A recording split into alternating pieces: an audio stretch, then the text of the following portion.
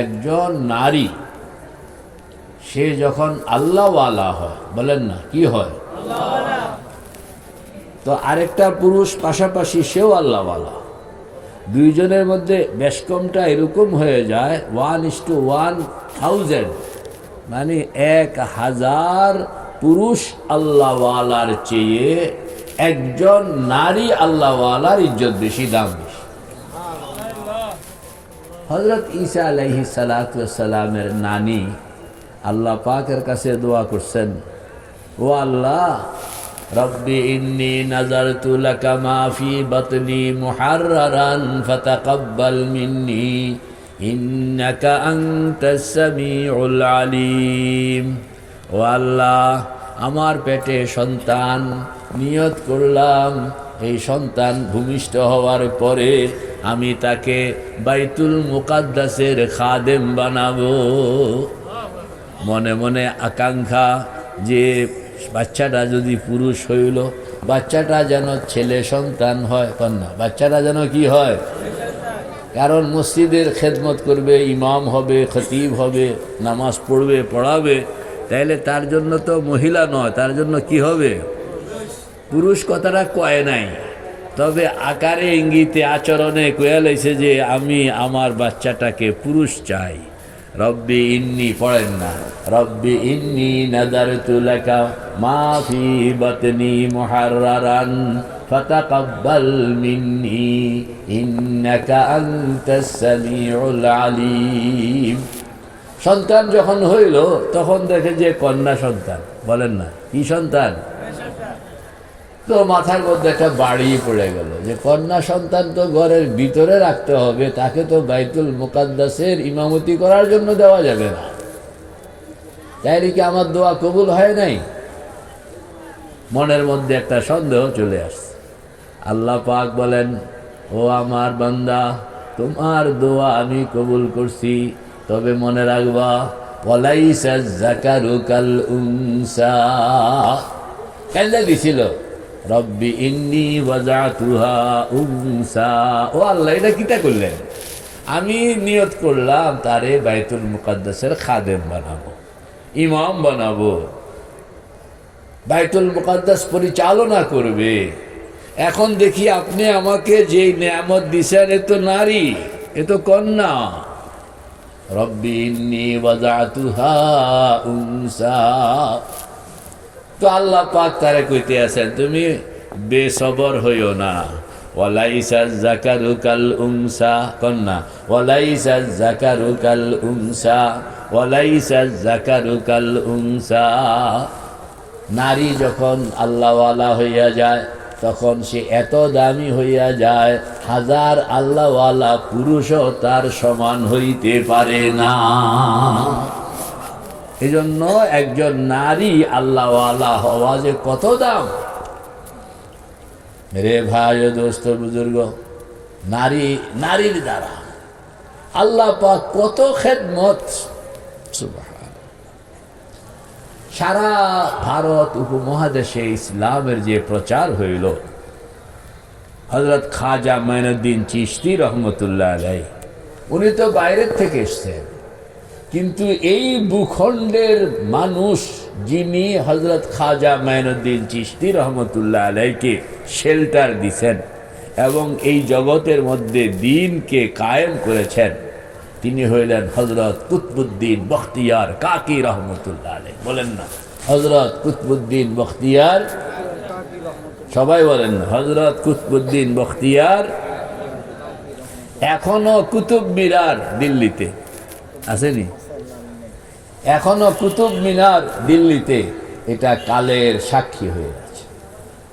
কুতবুদ্দিন বখতিয়ার কাকির মা, আল্লাহু আকবার, কুতবুদ্দিন বখতিয়ার কাকি নিজ থেকে কুতবুদ্দিন বখতিয়ার হয় নাই, বানাইছেন যিনি, তিনি হইলেন তার মা।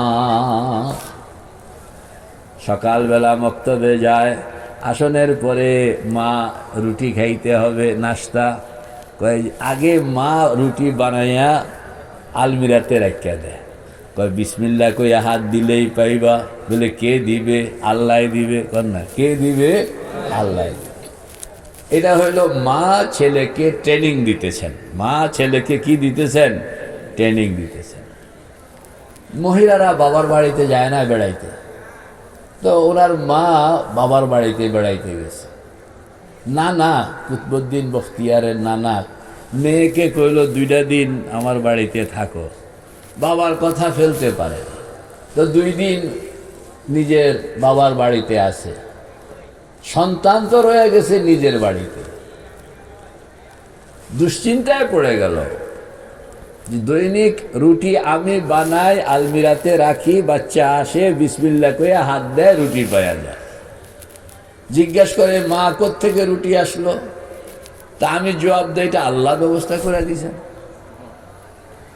এখন আজকে 2 দিন যে আমি আমার বাবার বাড়িতে আছি, সে তো তালে তালে হাত দিবে, রুটি পাবে না, তখন তো আমার কথাটা মিস হয়ে যায়। খুব কান্দাকাটি করতেছে। আল্লাহর হাওয়ালা। মা আছে বাচ্চার নানার বাড়িতে, কাঁদতেছে। পরের দিন সকালবেলা কুতবুদ্দিন বখতিয়ার কাকি মক্তবে গেলেন, পড়লেন, আসলেন, আলমিরা খুললেন, বিসমিল্লাহির রহমানির রহিম হাত ঢুকাইলেন। হাত ঢুকানোর পরে দেখে রুটি হাজির। আজকের রুটিটা বড় সুস্বাদু হইল, এরকম রুটি আর কোনোদিন খায়নি। দ্বিতীয় দিনও এরকম হাত দিল, গরম রুটি। তার তো আকীদা যে আল্লাহ খাওয়ান। এদিকে মা ইন্তজার, আমার জানি বাচ্চার জানি কি হইল, বাচ্চার জানি কি। তৃতীয় দিন মা আসছে, ডরে ডরে কথা কয়, জিজ্ঞাসা করতেছে সকালবেলা নাস্তা, দুপুরে খাওয়ান দাওয়ান। বলছে মা গত 2 দিনের রুটি এত স্বাদ লাগলো কেন? বলে তুমি কি রুটি পাইছো? বলে হ্যাঁ আমি রুটি পাইছি। তখনকার মায়েরাও খুব আল্লাহওয়ালা ছিলেন, মুরাকাবার মধ্যে বসে গেলেন। ও আল্লাহ, এই রুটি কে পাঠাইলো? আমি তো আমার বাবার বাড়িতে। এলহাম হইল যে আমি আমার পয়গম্বর মুসার উম্মতকে মান্না সালোয়া খাওয়াইছিলাম। বলেন না কি খাওয়াইছিলাম? তোমার সন্তান যখন বিসমিল্লাহ বলে হাত দিছে, তখন আমি জান্নাতে রুটি বানাইয়া ফেরেশতার মাধ্যমে এটা এখানে আনাইয়া তোমার সন্তানের হাতে উড়াইয়া দিছি। একজন নারী যখন আল্লাহওয়ালা হয়, তখন আল্লাহ পাক তার রহমতের দুয়ার এরকম ভাবে খুলে।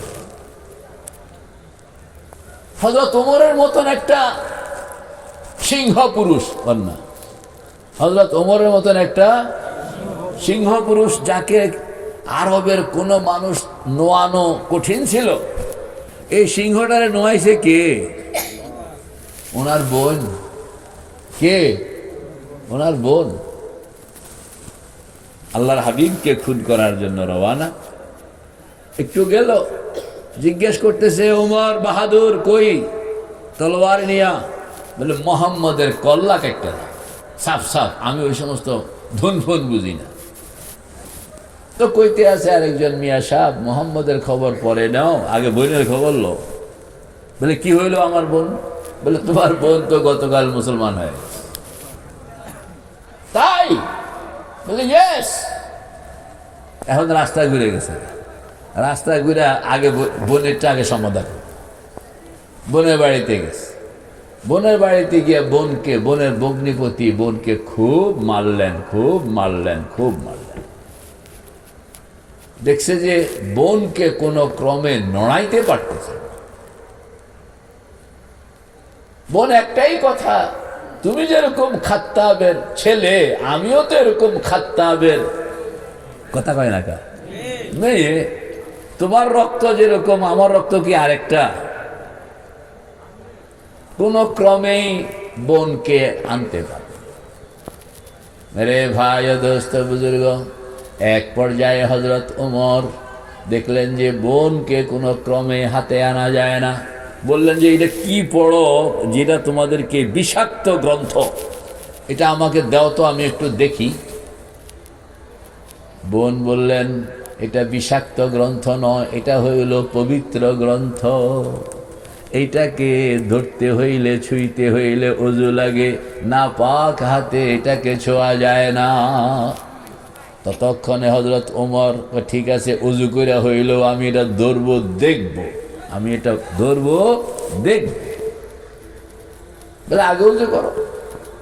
ওযু করছে, ওযু করণের পরে এবার কোরআন শরীফ কয়েকটা আয়াত মাত্র, তাহা মা আনজালনা আলাইকাল কুরআনা লিতাশকা ইল্লা তাযকিরাতাল লিমান ইয়াখশা তানজিলাম মিম্মান খালাকাল আরদা ওয়াস সামাওয়াতিল উলা الرحمن على العرش استوى له ما في السماوات وما في الأرض وما بينهما وما تحت الثرى وإن تجهر بالقول فإنه يعلم السر وأخفى الله لا إله إلا هو له الأسماء الحسنى। এতটুকু পড়ানোর সঙ্গে সঙ্গে ভিতরের সব কিছু চেঞ্জ হয়ে গেছে। বোনের কিছু তেলাওয়াত ভাইয়ের কানে পড়লো তো ভিতরের দুনিয়া সব পরিবর্তন হইয়া বোন কইতে আছে, ভাই কইতেছে আমারে লইয়া চলো, আমার জানি ভিতরের অবস্থা অন্যরকম হয়ে গেল রে।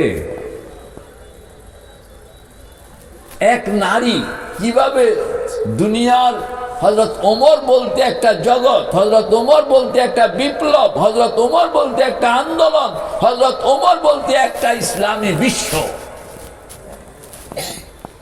পুরা বিশ্বকে জয় করলেন একজন নারী।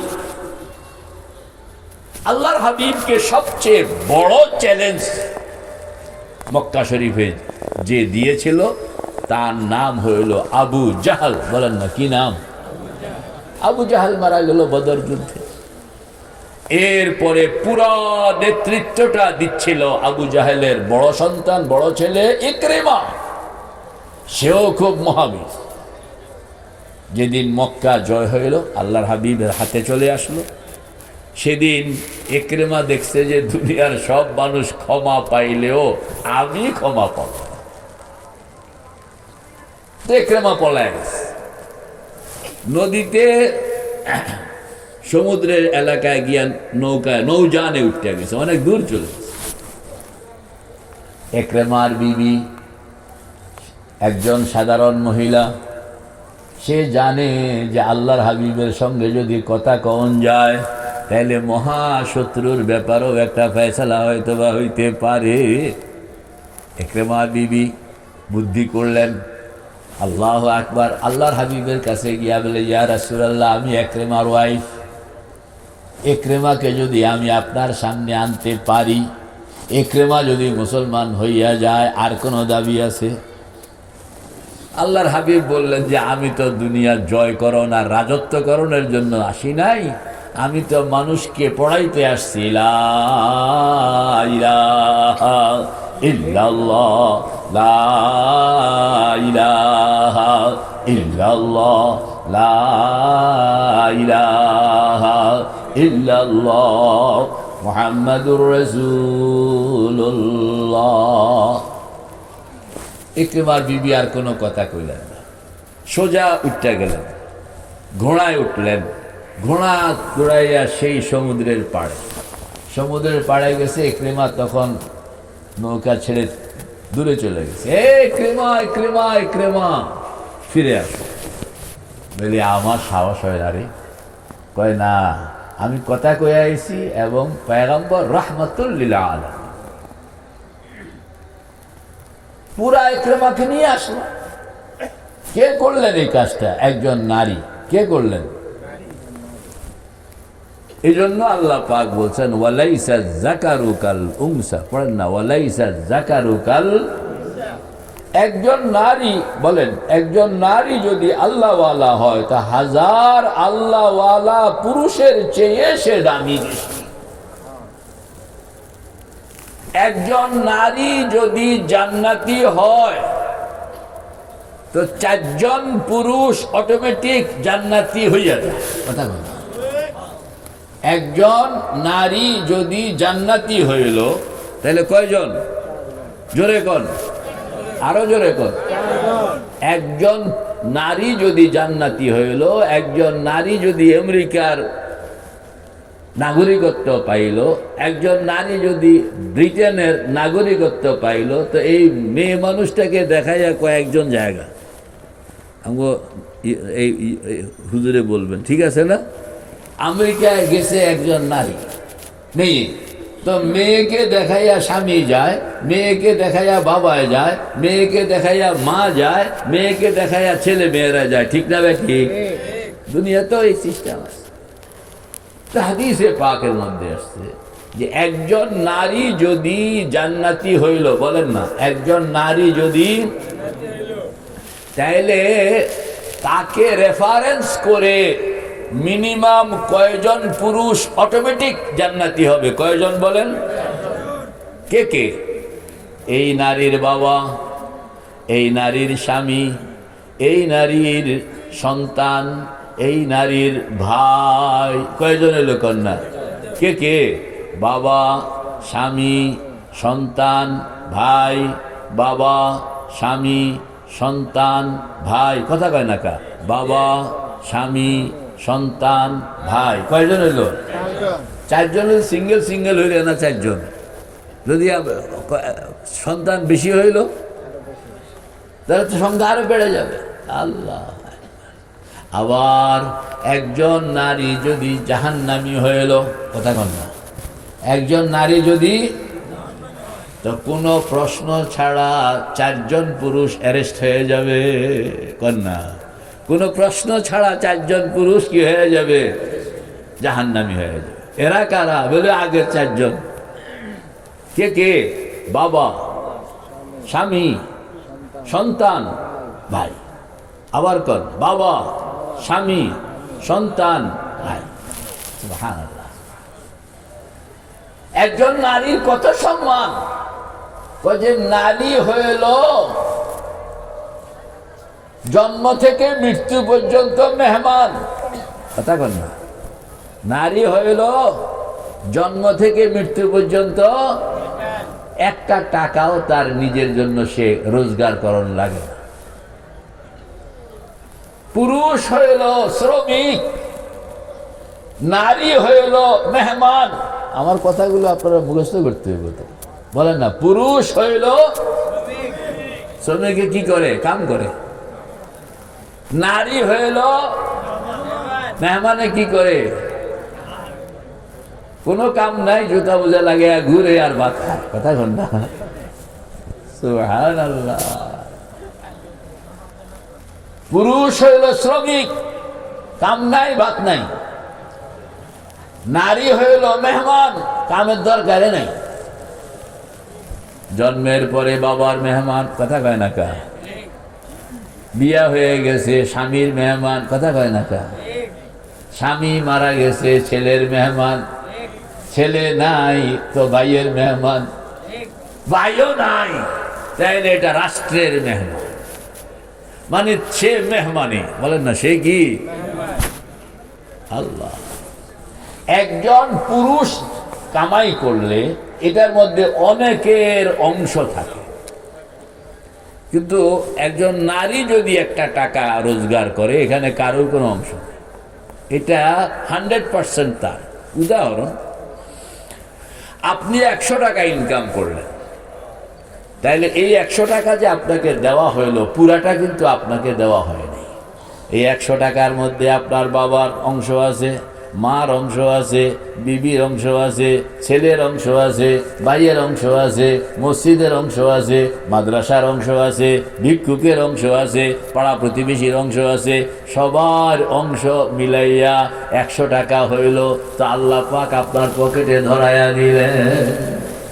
যদি আপনি পুরোটা খাইয়া ফেলেন তাহলে নাদান বলা হবে, হক আদায় করেন নাই, অপরাধী বানানো হবে। এটা আপনি পুরাটা খাইতেও পারবেন না। এটা লইয়া গিয়া বাবাকে কিছু দিবেন, মাকে কিছু দিবেন, সন্তানকে কিছু দিবেন, ভাইকে কিছু দিবেন, মসজিদ মাদ্রাসায় কিছু দিবেন, গরিব মিসকিনকে কিছু দিবেন, এরপরে বাকি যদ্দূর থাকে এদ্দূর আপনি খাইবেন। কথা বল না। এই 100 টাকা যদি কোনো নারী ইনকাম করলো, তাইলে এখান থেকে কাউকে এক পাইও দেওয়ান লাগে না, এটা পুরাটা তার। দেখছেন একজন নারীকে আল্লাহ পাক কি সম্মান দিলেন। নারীকে আল্লাহ পাক, নারী এবং পুরুষ ভিন্ন ভিন্ন কেউ নয়, দুইজন মিলাইয়া একজন। বলেন দুইজন মিলাইয়া।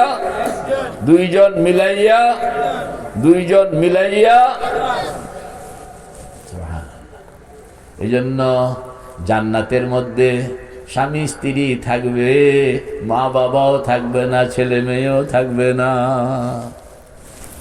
জান্নাতের মধ্যে ছেলে মেয়ের কারবার দরকার নেই, মা বাবা জান্নাতের মধ্যে মা বাবারও কোনো কারবার দরকার আসেনি। হুম ওয়া আজওয়াজুহুম, পড়েন না, হুম ওয়া আজওয়াজুহুম ফি যিলালিন আলাল আরাইকি মুত্তাকিউন। আল্লাহ পাক বলেন তুমি আর তোমার স্ত্রী কন্যা, তোমরা আর তোমাদের স্ত্রীরা। ছেলের কথাও নাই, মেয়ের কথাও নাই, বাবার কথাও নাই, মার কথাও নাই। বলে হুজুর এটা কেমন কথা বলেন, মা বাবা ছাড়া? আরে বাজান, মা বাবাও তো একটা স্বামী স্ত্রীর ব্যাপার আছে, কথা কন না। ছেলে মেয়ের স্বামী স্ত্রীর ব্যাপার আছে না। আপনি খালি ছেলে মেয়েকে এতটুকু লিলিফুট মনে করলে হইব? সুবহানাল্লাহ। একজন, আল্লাহ পাক বলে দুইজন মিলাইয়া একজন। বলেন না, দুইজন মিলাইয়া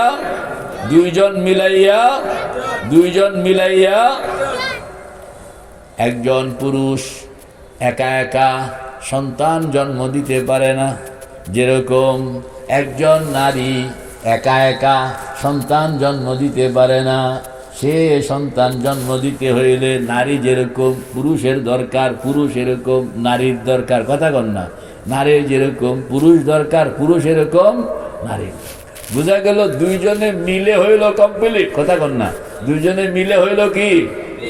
আর আলাদা আলাদা ভাবে ইনকমপ্লিট। আলাদা আলাদা ভাবে কি? ইনকমপ্লিট। নারী আর পুরুষের মধ্যে বলা হয়, নারীকে বানানো হয়েছে পুরুষের পাঁজরের বাঁকা হাড্ডি থেকে। বলেন না, নারীকে বানানো হয়েছে পুরুষের পাঁজরের বাঁকা হাড্ডি থেকে। কথা বল, নারীকে বানানো হয়েছে পুরুষের পাঁজরের বাঁকা হাড্ডি।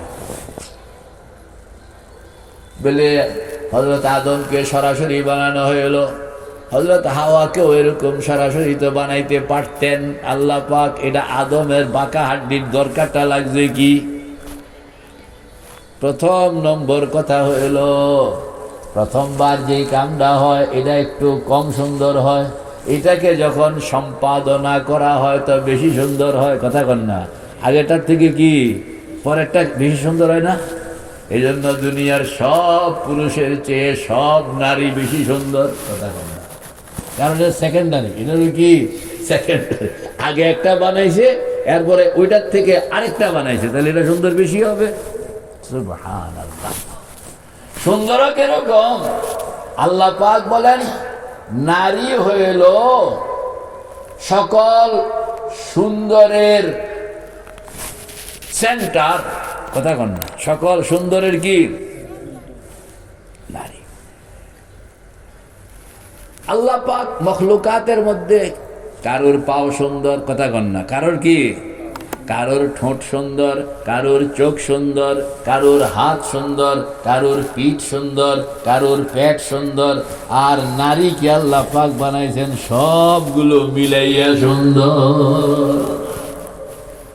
চোখটাও সুন্দর, কানটাও সুন্দর, গালটাও সুন্দর, দাঁতটাও সুন্দর, মুখটাও সুন্দর, হাতটাও সুন্দর, পাওটাও সুন্দর।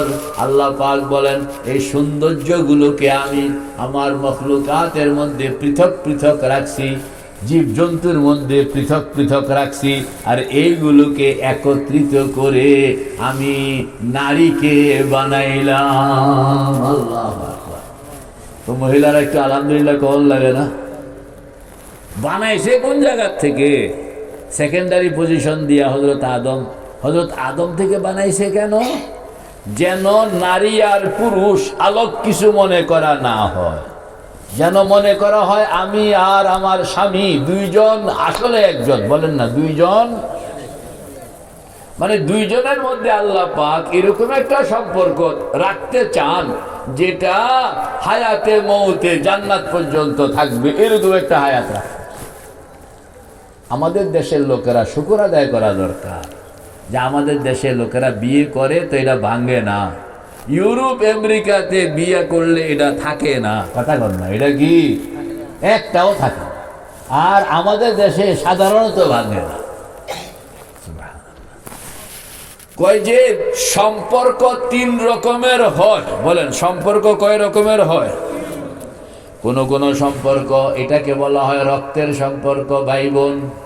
কোন কোন সম্পর্ক এটাকে বলা হয় দুধের সম্পর্ক, দুধ ভাই দুধ বোন, আসেনি?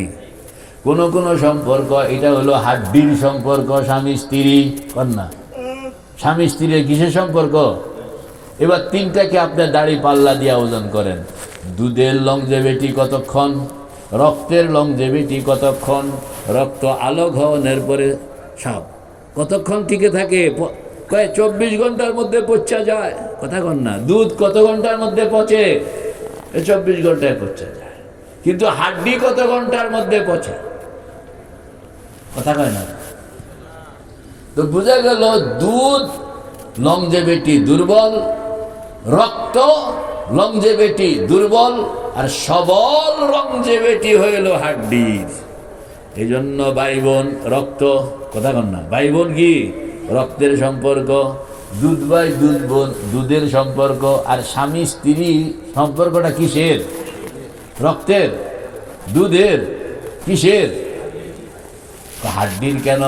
এমন শক্ত সম্পর্ক বানাইতে চাই যেই সম্পর্ক কোনোদিন ভাঙবে না, অনেক দিন পর্যন্ত ফসিল। এখন হাজার হাজার বছর পুরাতন হাড্ডি জমিনের ভিতরে পাওয়া যায়, ঠিক না? ঠিক। হাড্ডির সম্পর্ক হযরত আদমের হাড্ডি নিয়া হযরত হাওয়াকে বানানো হইল, স্বামীর হাড্ডি নিয়া স্ত্রীকে বানানো হইল। হাড্ডিটা জানি কোন জায়গার হাড্ডি? কোমরের হাড্ডি। সোজা কথা, কিসের হাড্ডি? কোমরের হাড্ডি, পাঁজরের, পাঁজরের হাড্ডি। যে পাঁজরের হাড্ডি, তাও বাঁকা হাড্ডি। পাঁজর থেকে পাঁজর থেকে কেন নিলেন? যে হাড্ডি থেকে বানানো হবে।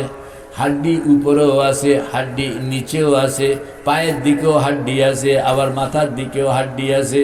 আল্লাহ পাক পায়ের দিক থেকেও নিতে পারতেন, মাথার দিক থেকেও নিতে পারতেন, কিন্তু পায়ের দিক থেকে নিলেন না, মাথার দিক থেকে নিলেন না, পাঁজর থেকে মাঝামাঝি থেকে নিলেন। কারণ কি?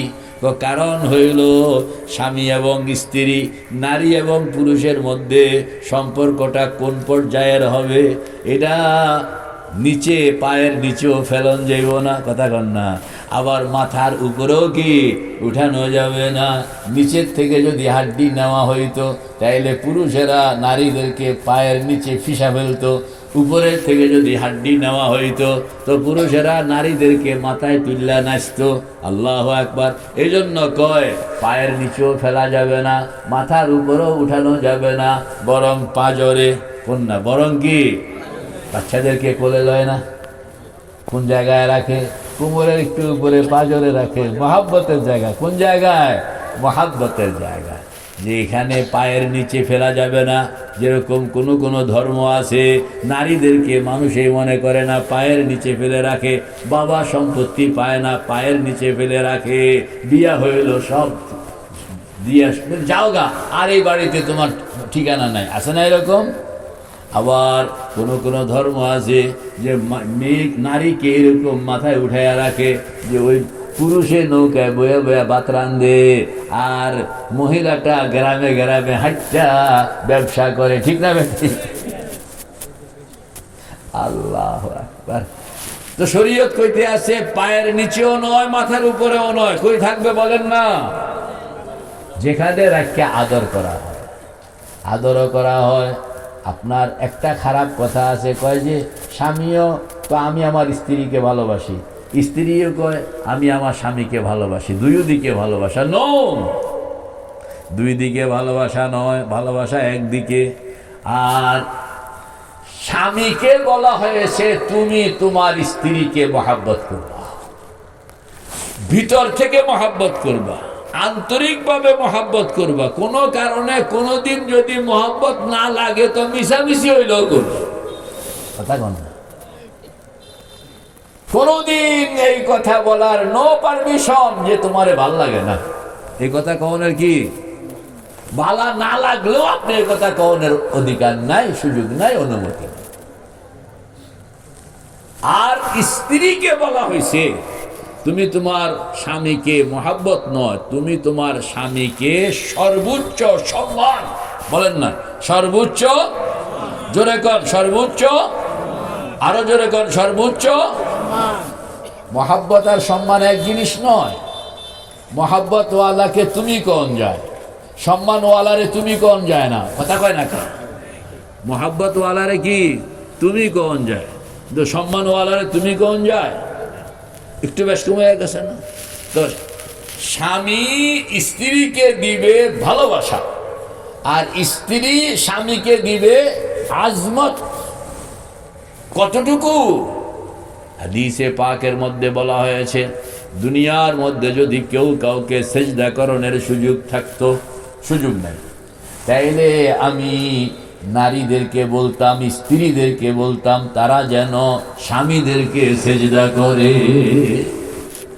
আল্লাহ, তাইলে দুই দিক থেকে দুইটা। পুরুষকে বলা হয়েছে তুমি মহাব্বত করবা স্বামী, আর স্ত্রীকে বলা হয়েছে তুমি স্বামীকে বড় বড়, যত বড় মহান, যত তাকে সম্মান, রেসপেক্ট। পুরুষরা হইল বোকা, কথা কন না। পুরুষরা হইল কি, কথা কয় না।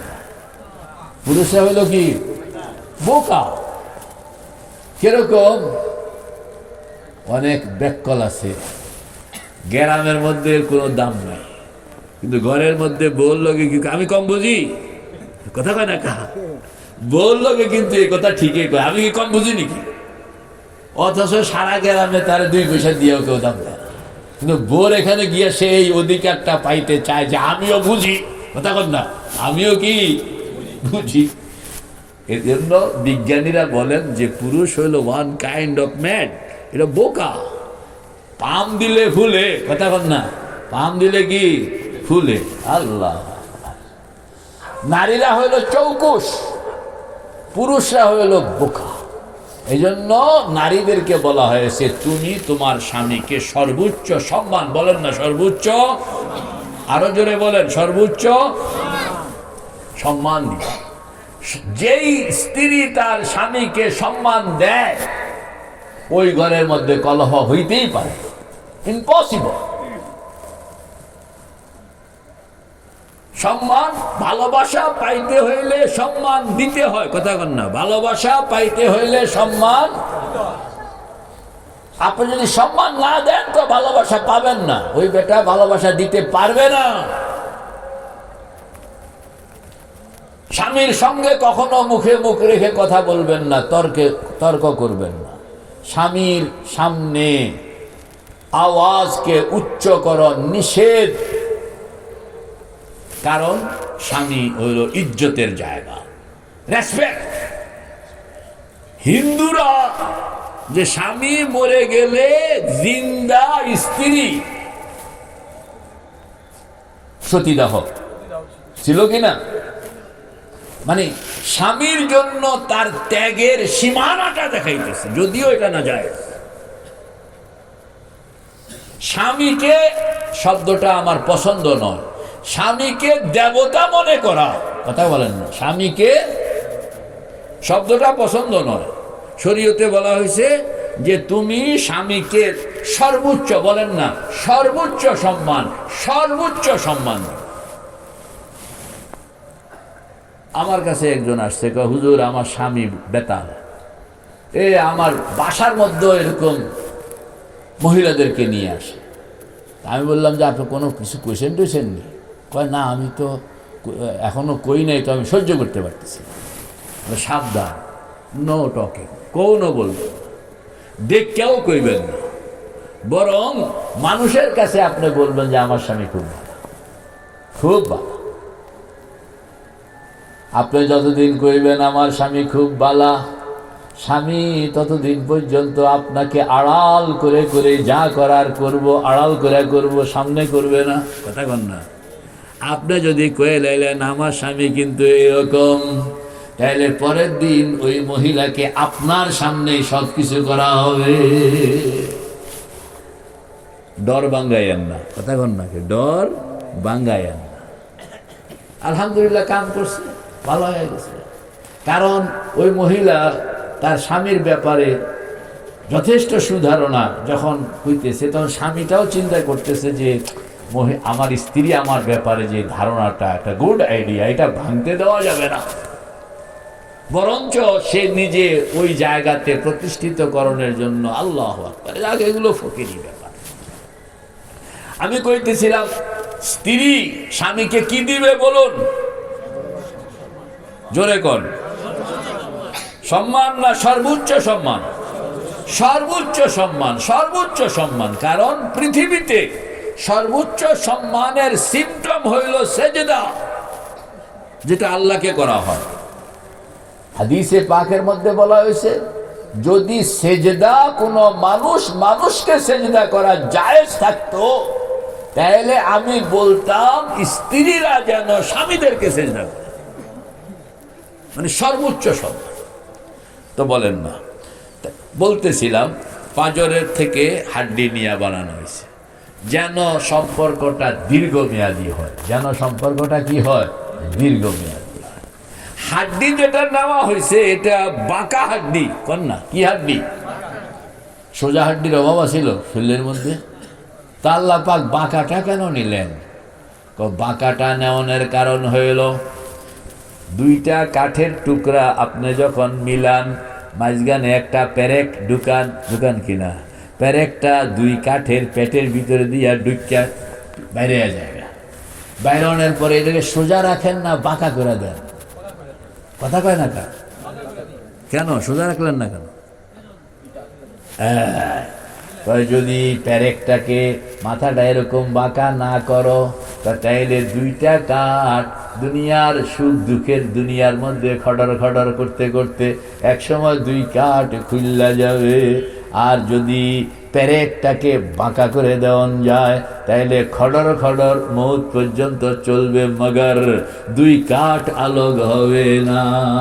বুঝলেন? এই জন্য হাড্ডি যেটা নিছে এটা হলো বাঁকা হাড্ডি। যে বাঁকা হাড্ডিটা বাঁকা হওয়ার কারণে মোহাব্বত দিয়ে আপনাকে এরকম পেঁচায়া রাখবে যে সুখ দুঃখের খডর খডর, কথা কয় না কা, সুখ দুঃখের খডর খডর আপনার দুনিয়ার মধ্যে সম্পর্ক বিচ্ছিন্ন হবে না। মেরে ভাই ও দোস্ত বুজুর্গ, এই যে হাড্ডি সম্পর্কটা এরকম হওয়ার কারণে আম্মা জান হযরত খাদিজাতুল কুবরা রাদিয়াল্লাহু তাআলা আনহা পৃথিবীর মধ্যে শ্রেষ্ঠ উদাহরণ।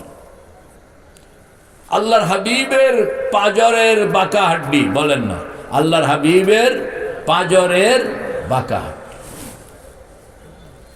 যারা মক্কা শরীফ গেছে এরা কইতে পারবে যে ওই হেরা পর্বতের গুহাতে এই মহিলা কিভাবে গেছেননি, উঠছেননি। দেখছেন জোয়ান মানুষ, আমি নিজে উঠতে পারি না, আমি 2-3 এমনি ছিলাম যে উঠবো না, আমার তো হাঁটুতে ব্যথা। অনেকটুকু উঠানোর পরে দেখি যে আর যদি উঠি তাইলে ফিরে আসন যাব না। কিন্তু এই মহিলা 6 মাস পর্যন্ত এই পাহাড় অতিক্রম করে আল্লাহর হাবিবের খানা পৌঁছে। আরবের সবচেয়ে বড় ধনী মানুষ, বিয়ে হইল, সব টাকা পয়সা আল্লাহর হাবিবের হাতে তুলে দিল। আল্লাহর হাবিব এই টাকা পয়সা লইলেন, ঘরের থেকে বাইরে গরিব মিসকিনকে বন্টন করে শেষ। কি স্যাক্রিফাইস! কষ্ট করলেন, কষ্ট করেই গেলেন, করেই গেলেন, করেই গেলেন। ইন্তেকালের সময় হযরত খাদিজাতুল কুবরা বুঝতে পারছেন আমার মনে হয় আর বেশি দিন বাকি নাই। ছোট কন্যা হযরত ফাতেমাকে ডাকলেন, ফাতেমা, আমার হিম্মত হয় না, তুমি তোমার আব্বার কাছে যাও, বলো যে আম্মা মনে হয় আর বেশিক্ষণ নাই। কথা বল, আম্মা মনে হয় আর বেশিক্ষণ, তো আপনার কাছে একটা আবদার জানাইছে। কি আবদার? আবদারটা কইবা যে আল্লাহর হাবিবের ব্যবহার করা লুঙ্গি সিলাইবিহীন, কথা কন না, ব্যবহার করা লুঙ্গি সিলাইবিহীন আমাকে যেন দান করে। আমি বলে কি জন্য? বলে এটা নিয়ে আমি কবরে যেতে চাই, একটা লুঙ্গি যেন আমাকে দান। হযরত ফাতেমা গেলেন, ছোট্ট বয়স, আব্বা যান, মা মনে হয় আর বাঁচবেন না, তো শেষ সময় আপনার কাছে একটা জিনিস চাইছেন, আপনি একটা লুঙ্গি ওনাকে দিলেন।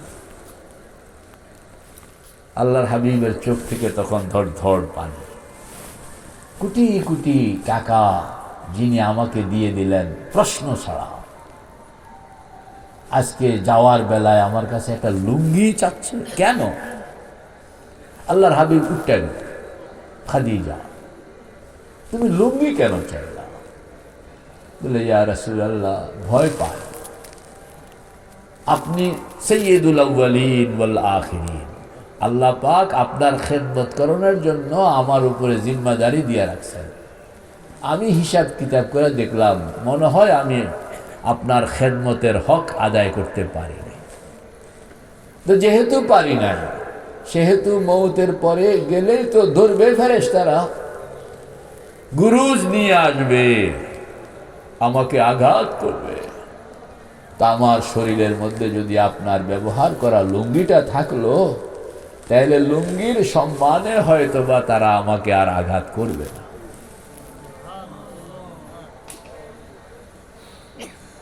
আল্লাহর হাবিবের চোখ থেকে তখন আরো পানি, কথা কইতে পারছে,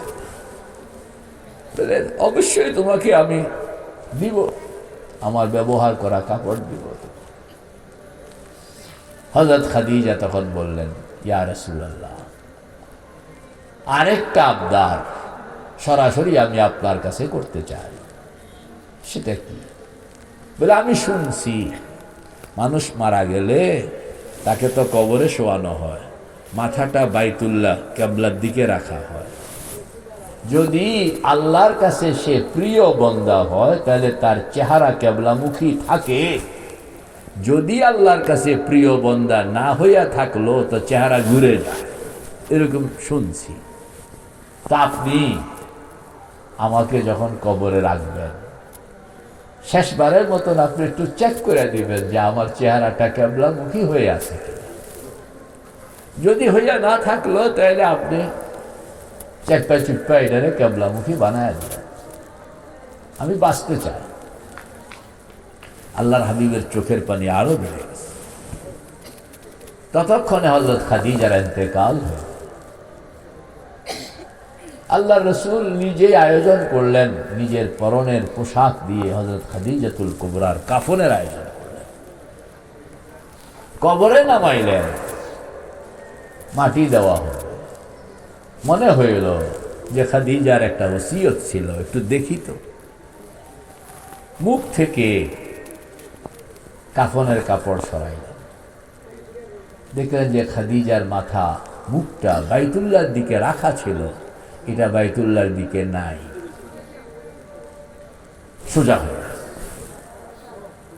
আল্লাহর রসুল ধরে চাপ দিয়া এটাকে বাইতুল্লাহর দিকে ঘুরায় দিলেন, ঘুরানোর পর আবার সোজা হয়ে গেছে, আবার ঘুরে দিলেন, আবার সোজা। আল্লাহ রসুল তখন কেঁদে দিলেন, ও আল্লাহ, আমার খাদিজার কেন এরকম হচ্ছে? জিবরিল চলে আসলেন, জিবরিল বলতেছে, ইয়া রাসূলুল্লাহ, আপনি 1000 বার খাদিজার চেহারা কিবলার দিকে ঘুরাবেন, খাদিজার চেহারা কিবলার দিকে যাবেন, কারণ আল্লাহ পাক আমাকে পাঠাইয়া আপনাকে খবর দিতেছেন যে সারা দুনিয়ার সকল মানুষের চেহারা থাকবে বাইতুল্লাহর দিকে, আল্লাহর ঘরের দিকে, আর অনলি 1% খাদিজাতুল কুবরার চেহারা থাকবে আমি মাওলার।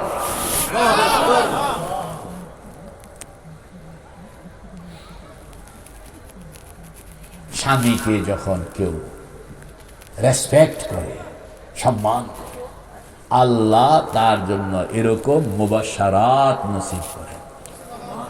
আল্লাহ আমাদের সকলকে কবুল করেন, আমিন। ওয়া আখিরু দাওয়ানা আনিল হামদুলিল্লাহি রাব্বিল আলামিন। দুরূদ শরীফ আল্লাহুম্মা সাল্লি আলা সাইয়্যিদিনা ওয়া নাবিয়িনা ওয়া শাফিঈনা ওয়া হাবিবিনা ওয়া মাওলানা মুহাম্মদ সাল্লাল্লাহু তাআলা আলাইহি ওয়া আলা আলিহি ওয়া সাহবিহি ওয়া বারিক ওয়া সাল্লিম। আলহামদুলিল্লাহি রাব্বিল আলামিন ওয়াসসালাতু ওয়াসসালামু আলা আশরাফিল আমবিয়াই ওয়াল মুরসালিন ওয়া আলা আলিহি ওয়া সাহবিহি আজমাইন। আয় আল্লাহ, দারুত তাকওয়া মহিলা মাদ্রাসা কবুল করে লও, ছাত্র শিক্ষক সকলকে কবুল করে লও, ছাত্রী শিক্ষিকা কবুল করে লও, যারা আয়োজক ব্যবস্থাপক কবুল করে লও, এই মাহফিলকে কবুল করে লও। যে সমস্ত ছাত্রীরা পড়াশোনা করছেন কবুল করে লও, তাদের আব্বা আম্মাকে কবুল করে লও, ভাই বেরাদরকে কবুল করে লও, ফ্যামিলিকে কবুল করে লও, তাদের হায়াতকে কবুল করে লও। ইয়া আল্লাহ, ইয়া আল্লাহ, দুনিয়ার রং তামাশা বাদ দিয়া আমার এই মেয়েরা, এরা দুনিয়ার রং তামাশা করতে পারতো, ঢাকা টাউনের এত কাছে, রাস্তাঘাটে হাঁটতে পারতো, বেপর্দা চলতে পারতো, সব কিছু ত্যাগ করে তোমাকে পাওয়ার জন্য, তোমার হাবিবকে পাওয়ার জন্য। হযরত খাদিজা যে সম্মান নিয়ে কবরে গিয়েছেন, এই সম্মান নিয়ে কবরে যাওয়া, এই সম্মানের সঙ্গে দুনিয়াতে সমৃদ্ধির সঙ্গে থাকা, ও আল্লাহ, তুমি এই কন্যাদের সকলকে কবুল করে লও, আমাদের সকলের গুনাহগুলো মাফ করে দাও, এই মাদ্রাসার সকল হাজাতকে পূরণ করে দাও। হযরত মাওলানা মুফতি সাইদুল ইসলাম বিক্রমপুরীকে কবুল করে লও। রব্বানা তাকাব্বাল মিন্না ইন্নাকা আনতাস সামিউল আলিম ওয়া তুব আলাইনা ইন্নাকা আনতাত তাওয়াবুর রহিম। সাল্লাল্লাহু তাআলা আলা খাইরি খালকিহি মুহাম্মাদিন ওয়া আলা আলিহি ওয়া সাহবিহি আজমাইন বিজুদি সুবহানা রাব্বিকা রাব্বিল ইজ্জাতি আম্মা ইয়াসিফুন ওয়া সালামুন আলাল মুরসালিন ওয়ালহামদুলিল্লাহি রাব্বিল আলামিন।